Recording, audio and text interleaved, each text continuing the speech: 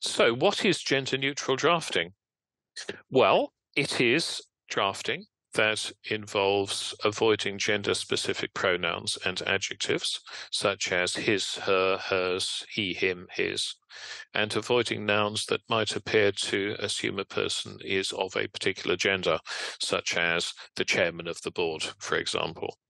And the latter has been around for years now, so it has been modern writing and drafting style to try to use gender neutral terms like the chair of the board or the chairperson of the board rather than chairman. But obviously, it's become more and more topical over the last year or two.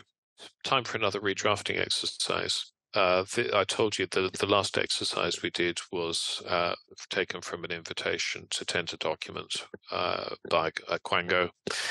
This, I don't know who drafted this, but it was thrust into my hand by a lawyer at a law firm where I was running an in-house course. And he said, you won't believe the garbage that has just come through. And it was really the sentence length that the lawyer was referring to. But, well, it's a good exercise in gender neutral drafting because it's an undertaking to the court in the context of the winding up of a family business. It wasn't insolvent, apparently. They were just winding the business up because they didn't want to run it anymore. So, as I've said, you could, with a certain amount of caution, use the passive rather than the active voice.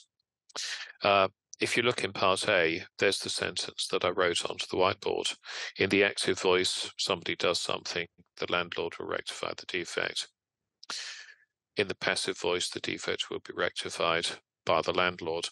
Now, apart from being verbose, the other reason to be cautious about the passive is that you can end up with a vague sentence by mistake. So imagine that it says, in the active voice, in a property lease, the landlord will rectify the defect within 48 hours. Well, that is absolutely great, fine about who does what when.